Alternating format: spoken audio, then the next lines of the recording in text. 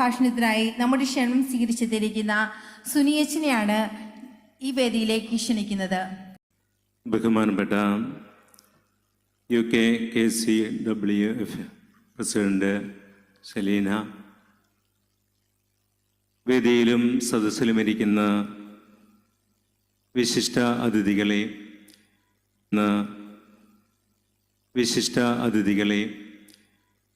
സ്നേഹമുള്ള സഹോദരി സഹോദരന്മാരെ, ആദ്യമായി ഈ ദിവസത്തിൻ്റെ എല്ലാ മംഗളങ്ങളും എല്ലാവർക്കും ഹൃദയപൂർവ്വം ആശംസിക്കുകയാണ്. ഇത്ര മനോഹരമായി ഈ കൂടിവരവ് അറേഞ്ച് ചെയ്ത ഇതിൻ്റെ ഭാരവാഹികളെ പ്രത്യേകമായി ഞാൻ അഭിനന്ദിക്കുന്നു. ജ്ഞാനായ മക്കളെ സംബന്ധിച്ചിടത്തോളം നമ്മുടെ വളർച്ചയിൽ തീർച്ചയായിട്ടും നിർണായകമായ പങ്ക് വഹിച്ചിട്ടുള്ളവരാണ് സ്ത്രീകൾ, ജ്ഞാനായ സ്ത്രീകൾ. 1960 കാലഘട്ടങ്ങളിൽ നേഴ്സിംഗ് പഠനത്തിനായി നോർത്ത് ഇന്ത്യയിലും മറ്റ് സംസ്ഥാനങ്ങളിലേക്കുമൊക്കെ പോയി പഠിച്ച് അവിടുന്ന് ജോലിക്ക് വേണ്ടി അമേരിക്കയും അതുപോലെ യൂറോപ്യൻ രാജ്യങ്ങളിലേക്കൊക്കെ കൊടിയേറിയതിൻ്റെ വളർച്ചയാണ് ഇന്ന് ജ്ഞാനായ സമുദായത്തിന് ഉള്ളത് എന്ന് ഞാൻ പറയാതെ തന്നെ നിങ്ങൾക്കെല്ലാവർക്കും അറിയാം. തീർച്ചയായും ഈ വനിതകളുടെ ഒത്തിരിയേറെ അധ്വാനവും പ്രവർത്തനങ്ങളും ഹാർഡ് വർക്കും പ്രാർത്ഥനയുമൊക്കെയാണ് ജ്ഞാനായ സമുദായത്തെ ഇന്ന് വളർത്തുന്നതിൽ പങ്കുവഹിച്ചതെന്നതിൽ ചാരിതാർത്ഥ്യമുണ്ട്.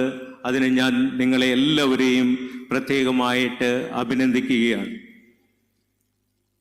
പണ്ട് നമ്മളൊക്കെ കണ്ടുകൊണ്ടിരുന്ന ഒരു സീരിയലായിരുന്നു സ്ത്രീ എന്ന സീരിയൽ. അതിലെ ടൈറ്റിൽ സോങ് ഇപ്രകാരമാണ്: സ്ത്രീജന്മം പുണ്യജന്മം, സ്ത്രീജന്മം ധന്യജന്മം. തീർച്ചയായിട്ടും സ്ത്രീജന്മം പുണ്യജന്മം തന്നെയാണ്. ഭാരത സംസ്കാരത്തിൽ തന്നെ സ്ത്രീകളെ അമ്മയായും സഹോദരിയായും ദേവിയായുമൊക്കെ കണ്ട് ആദരിക്കുന്ന ഒരു സംസ്കാരത്തിൻ്റെ ഉടമകളാണ് നമ്മളെല്ലാവരും. അതുകൊണ്ടാണ് മനുസ്മൃതിയിൽ ഇപ്രകാരം എഴുതി വച്ചിരിക്കുക: എത്ര നാരിസ്തു പൂജ്യന്തേ രമന്തേ തത്രാഗ ദേവതാഹ യാ തൈത്രാണാസു പൂജ്യന്തേ സർവസത്ര ഫലാഗ ക്രിയാഗ. എവിടെയെല്ലാം സ്ത്രീകൾ ആദരിക്കപ്പെടുന്നുണ്ടോ, എവിടെയെല്ലാം സ്ത്രീകൾ ബഹുമാനിക്കപ്പെടുന്നുണ്ടോ, അവിടെയെല്ലാം ദേവതകൾ സന്തോഷിക്കുന്നു. എവിടെ സ്ത്രീകളെ ആദരിക്കുന്നില്ലാത്തിടത്തെല്ലാം അവിടെ ഉണ്ടാകുന്ന എല്ലാ പ്രവർത്തനങ്ങളും ഫലമില്ലാതെ ആയിത്തീരുന്നു എന്ന് മനുസ്മൃതിയിലൂടെ നമ്മെ പഠിപ്പിക്കുന്നുണ്ട് വേദങ്ങളിൽ. എന്നാൽ അതിനുശേഷം നമുക്കറിയാം, നമ്മൾ സുവിശേഷങ്ങളിലൂടെ കടന്നു പോകുമ്പോൾ ക്രിസ്തു എത്രമാത്രം സ്ത്രീകൾക്ക് പ്രാധാന്യം കൊടുത്തു എന്ന് നാം സുവിശേഷങ്ങളിലൊക്കെ കാണുന്നുണ്ട്. യഹൂദരുടെ പാരമ്പര്യം അനുസരിച്ച് സ്ത്രീകൾക്ക് വീടുകളിൽ നിന്നും പുറത്തുപോലും ഇറങ്ങാൻ അനുവാദമില്ലാതിരുന്ന കാലഘട്ടത്തിൽ അനേകം സ്ത്രീകൾ യേശുവിനെ അനുഗമിച്ചതായിട്ട് നാം കാണുന്നുണ്ട്. അനേകം സ്ത്രീകള് യേശുവിനെ ഗുരുവായി കണ്ടുകൊണ്ട് പുരുഷന്മാർക്ക് മാത്രം ഒരു ഗുരുവിന്റെ പാദാന്തികത്തിൽ ഇരുന്ന് വചനം കേൾക്കാൻ അനുവാദമുണ്ടായിരുന്ന കാലഘട്ടത്തിൽ ഈ സ്ത്രീകൾക്ക് ആ ഗുരുവിന്റെ പാദാന്തികത്തിൽ ഇരുന്ന് വചനം ശ്രവിക്കുവാനുള്ള അവസരം ഒരുക്കി കൊടുത്ത ക്രിസ്തുവിനെ നാം കാണുന്നുണ്ട്. വീണ്ടും നമുക്കറിയാം, അവന്റെ കുരിശ് യാത്രയ്ക്കിടയിൽ പോലും അനേകം സ്ത്രീകൾ അവനെ അനുഗമിച്ചിരുന്നു. കുരിശു മരണത്തിന്റെ സമയത്ത് പോലും ശിഷ്യന്മാർ പോലും ഓടിയൊടിച്ചെങ്കിലും ഈ സ്ത്രീകൾ കുരിശിന്റെ ചോട്ടിൽ തന്നെയായിട്ട് നിന്നിരുന്നു. അവസാനം ഉയർപ്പിന്റെ ആദ്യത്തെ സാക്ഷിയായതും ഒരു സ്ത്രീയാണ്. അതുകൊണ്ടാണ് ആ സ്ത്രീയെ പറയുന്നത് അപ്പസ്തോലന്മാരുടെ അപ്പസ്തോല എന്നാണ് പറയുന്നത്. കാരണം അവരോടാണ് പറയുന്നത്, നീ പോയി ശിഷ്യന്മാരോട് പറയുക, ഞാൻ ഉയർത്തെഴുന്നേറ്റ കാര്യം അവരോട് പറയുക എന്ന് പറഞ്ഞു വിടുന്നത് ഒരു സ്ത്രീയോടാണ്.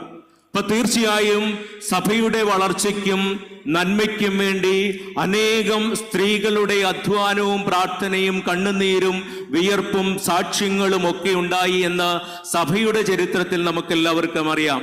അനേകം രക്തസാക്ഷിണികൾ, അനേകം വിശുദ്ധാത്മാക്കള് സ്ത്രീകളിൽ നിന്നുണ്ടായി.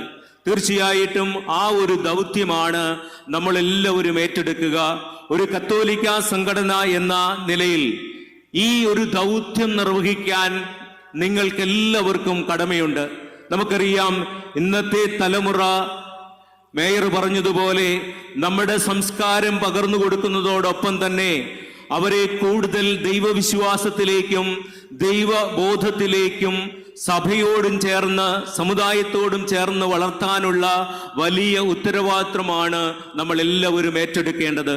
ആ ഒരു ഉത്തരവാദിത്വ പൂർണ്ണതയോടുകൂടി നമ്മുടെ പ്രവർത്തനങ്ങൾ മുന്നോട്ട് കൊണ്ടുപോകുമ്പോൾ സഭയും സമുദായവും എല്ലാം ഒന്നു ചേർന്ന് ദൈവത്തെ മഹത്വപ്പെടുത്തുന്ന മനുഷ്യരായിട്ട് നമ്മളെല്ലാവരും മാറും. ആ ഒരു ഉത്തരവാദിത്വം ഒരു ക്രൈസ്തവ കത്തോലിക്ക സംഘടന എന്ന നിലയിൽ നിങ്ങൾക്കുണ്ട് എന്നുള്ള കാര്യം പ്രത്യേകമായിട്ട് ഓർമ്മിപ്പിക്കുകയാണ്. നമുക്കറിയാം, വരുന്ന തലമുറയെ നമ്മൾ നേടിയില്ല എങ്കിൽ നമ്മുടെ ജീവിതത്തിൽ എന്തെല്ലാം നേടിയാലും അതെല്ലാം നഷ്ടങ്ങളാണെന്നുള്ള തിരിച്ചറിവ് നമുക്കുണ്ടാകണം. വിശ്വാസം പകർന്നു കൊടുക്കണം, പാരമ്പര്യം പകർന്നു കൊടുക്കണം. സഭയോട് ചേർന്ന്, ദൈവത്തോട് ചേർന്ന്, സമുദായത്തോട് ചേർന്ന് കൂടുതൽ ഊർജസ്വലമുള്ള ക്രൈസ്തവ വിശ്വാസികളെ വളർത്താനുള്ള വലിയൊരു ഉത്തരവാദിത്വം നിങ്ങളെല്ലാവരും ഏറ്റെടുക്കുന്നതിനെ ഓർത്ത് നിങ്ങളെല്ലാവരെയും ഞാൻ പ്രത്യേകമായിട്ട് അഭിനന്ദിക്കുന്നു. ഒരിക്കൽ കൂടി ഈ ദിനത്തിന്റെ എല്ലാ മംഗളങ്ങളും ആശംസിക്കുന്നു. ദൈവം നമ്മെ എല്ലാവരെയും സമൃദ്ധമായി അനുഗ്രഹിക്കട്ടെ.